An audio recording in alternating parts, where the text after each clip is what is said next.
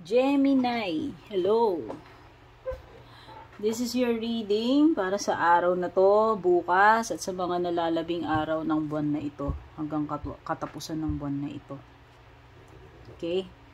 But, this is a timeless reading naman, Gemini, kaya kahit kailan naman makarating sa iyo, kahit matapos man yung mga petsang nabanggit ko.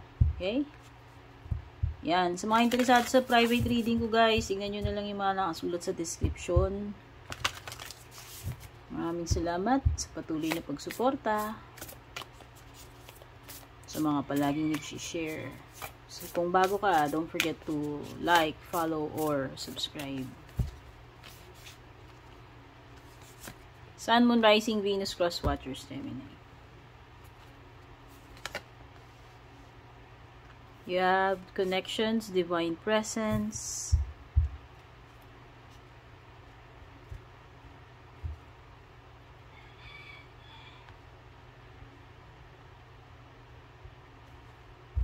Your eternal spirit. Wow, that is high vibe energy. You know, you have higher self, sacred intuition.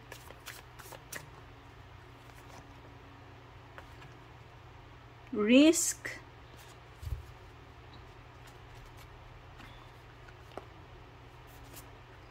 Reassess. And then possibility. Wow. Possibility card.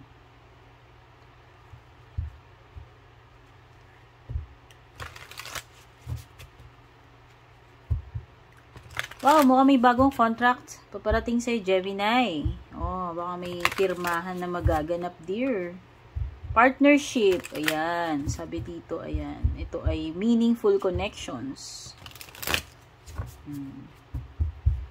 May mga ugnayan or communication, contract, possible new opportunity for you, partnership, whether it is romantic or career-related or business-related. No? Nandyan yung panibagong kontrata kasi may commitment din eh. Okay? Whether sa trabaho yan, business, or sa romantic mo, maliwanag yung pagpasok ng commitment. Pagkakatali uli, okay? O whether bagong kontrata yan, loan, whatever, or relationship. At saka ang lakas ng divine presence ay dito. Andyan yung iyong support system, spiritual. Ito yung mga divine, ito yung divine na sinusuportahan ka, gina-guide ka. Ayan, the force of love and creation. So, ang ganda. Very positive energies yung nadedetect ko dito sa tatlo sa itaas, Gemini. Ito yung higher self mo yung sacred intuition mo So, hindi ko nga alam if you are going through some kind of spiritual leveling up. Ang ganda. Ang ganda ng energy mo, ang gaan. So, ang nakikita ko dito a period ng pagiging productive kasi andyan yung creation mo. So, sabihin na natin may maraming ideas, marami kang magagawa.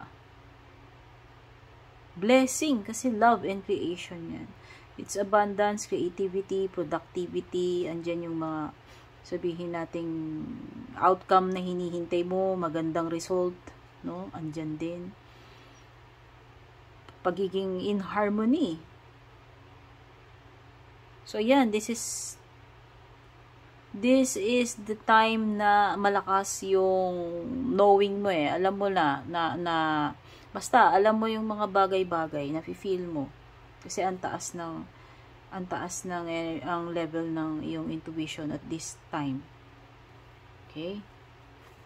Risk, dice. Taking a chance. Sabi ko na nga kasi nakita ko ito Dice is about chances. Napakaraming sides kasi ng dice. So, ibig sabihin, ang daming possibility na pwedeng mangyari sa'yo. No? Diba? Depende. Kung naglalaro kayo ng mga board games wherein yung mga magda-dice ka. Chances kasi ito Ayan, Baka ito ay Ayan, you need to take a chance or leave your comfort zone. Basta, you need to try. Ayan, no, every risk is a success when you're committed to learning and growth, no? Kasi itong pagte-take ng risk na to hindi naman porke nag-take ka ng risk, asahan mong sureball na success agad. Nandyan yung chance na aaalatin ka, pwedeng mali, pwedeng tama yung magiging, yung gagawin mo, or pwedeng successful or hindi successful yung outcome. Pero ang punto kasi dun, nag-take ka ng risk. Imagine mo kung na-champuan mo, tama. Diba? Kaysa yung hindi ka nag-try. Yun lang ibig sabihin nun. So, why not take the risk? Wala naman mawawala sa'yo na kumbaga, manalo matalo, may na-pick up ka doon, may natutunan ka. So, sabihin na natin, nag-risk ka, ayun, naglabas ka ng pera mo. Ganun talaga diba? Hindi naman tayo puro victory na lang. At saka hindi naman perfecto na hindi tayo nagkakamali. Minsan talaga kailangan nating alamin. Kailangan nating subukan. Yun lang yun. Okay? So, there is, pwedeng may lesson learned, pwedeng may growth, pwede kang swertin, pwedeng hindi, pwede kang mag-succeed doon sa hakbang na gagawin mo. Okay? You also have reassess. You have the right to change your mind. Reassess means to think over. Pag-isipan ulit, Gemini, isip-isip, review-reviewin, bago isubmit, charot. Parang exam lang yan. Siyempre naman, pag nasubmit mo na yun So, bago mo isubmit, double check mo muna. Yun lang naman ibig sabihin dito. Double check, reassess, review. Ayan you have the right to change your mind. Kasi baka mamaya, magbago pa isip mo dito about something. Okay? You have the right to change your mind. Kung feel mo, karapatan mo or feel mo yung makakabuti sa'yo, yung tamang gagawin mo, why not? Diba? Kumbaga, pwede ka pang umatras. Pero pag nasubmit mo na yung papel, wala na, dear. So, especially kung may pipirmahan ka, remember, may contract pa naman dito. Yun lang yun. Bago mo pirmahan yun, magpakasiguro ka na nabasa mo lahat, wala kang nakaligtaan, naunawaan mo, at sureball ka na. Okay? Kasi once na nasubmit mo na, pirma mo na diba? Yun lang yun. Baka kasi, may bawi-bawi pa, o diba? Laban o bawi. Possibility, ito na nga yun, yung risk din, yung possibility rin. Nandun yung yung mga opportunity. Focus your attention on what could go right. When you learn to imagine the best case scenario, you get to enjoy an experience twice. There is the possibility, Gemini. Kaya nga, kung ako sa'yo, you should take the risk. Okay? Kumbaga, pera o bayong, laban o bawi. Charot. Sabi dito, ang bigyan mong focus kung ano yung positive. Huwag mong i-jinx or isipin agad yung mga negative. Okay?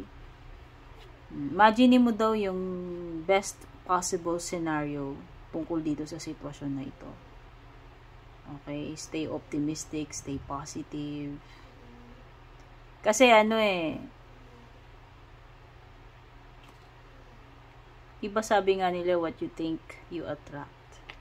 Basta, pag sinabi nating possibility, pwedeng mangyari, pwedeng hindi, pwedeng good, pwedeng successful, or hindi, alam mo yun, andun yung parang 50-50 chance, alam mo yun, so ayan. When it comes to your love life naman, there is teasing, there is all talk, crush, naku, pinapatakam ka lang na itong person na to, tukso-tukso lang to, dear. Partial truths lang naman yung binibigay niya sa'yo, Gemini. So, kailangan mo pang alamin, kilalanin mo na ma-beauty itong person na to. Kasi baka mamaya, inaakit-akit ka lang niya. Pinapakagat-kagat. Kailangan ng mga answers dito. Kailangan ng mga answers. Pwedeng may pagbabago sa sitwasyon ninyo, or sa energy nitong person na to. Oo. Pwedeng ano to pakagat, patikim, or paakit effect. Silver Tongue Devil, ayan, no, flirt lang. Oh, lalandikan niya, dear. Pero player siya. Nasa sayo kung papatulan mo, Gemini, kasi ano, kung game ka rin, depende yan sa inyo. Basta, player to, tsaka flirt. So, ibig sabihin, no, kung flirt siya sa'yo, dear, pwedeng fumo-flirt din siya sa iba.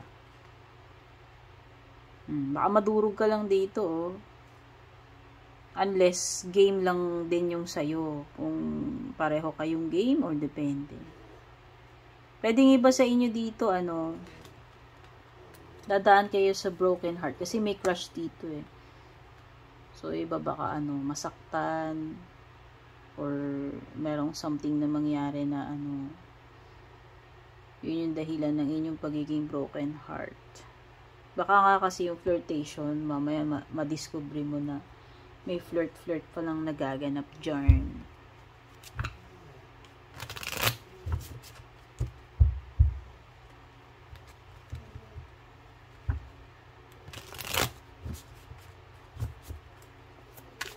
Oops.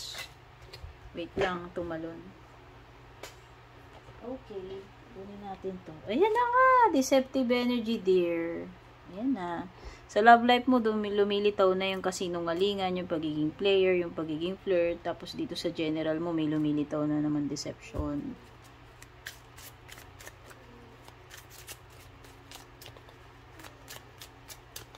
May mga bagay dito, Gemini, na instead na takasan mo, talikuran mo, harapin mo na lang, ha. O, nandito na tayo sa general, ha. Ito kanina yung mga love life. Pero may deception pa rin dito, ha. Oo, yun yung kailangan sa situation mo is to confront, harapin, yung dapat harapin. Wag takasan, wag paiwas. Yan.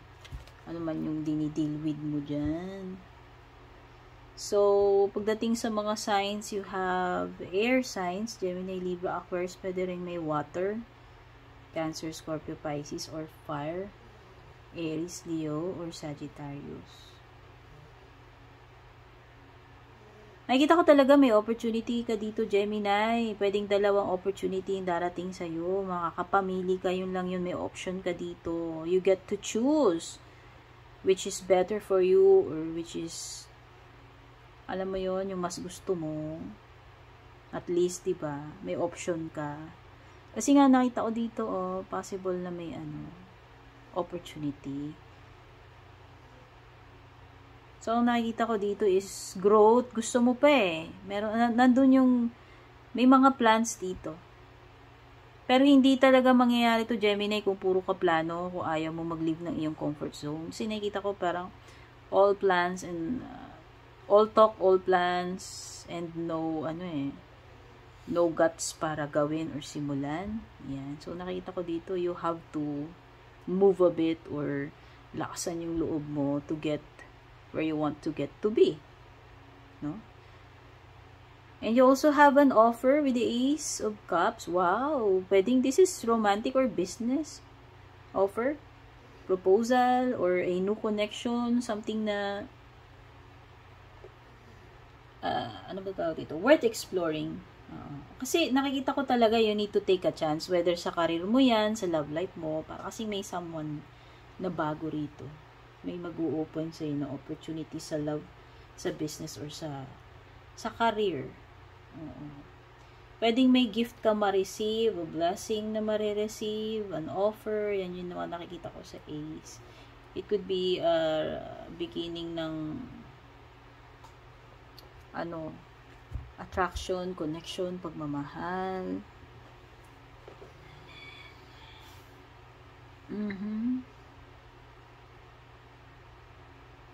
Someone here is not willing to communicate, or someone here is not getting the answer na gusto niyang makuha or ine-expect niya. Oo. This person refuses to give you the answer kung ikaw yung nanghihingi dito, or hindi mo makukuha yung information na gusto mong makuha, yung gusto mong malaman. Hindi ka niya sasagutin. Yun lang yung nakikita ko dito. Okay? So, yan lang yung mga nahugot ko, Gemini, for you. Sana makatulong sa'yo itong reading. Take care. Good luck. Pabush.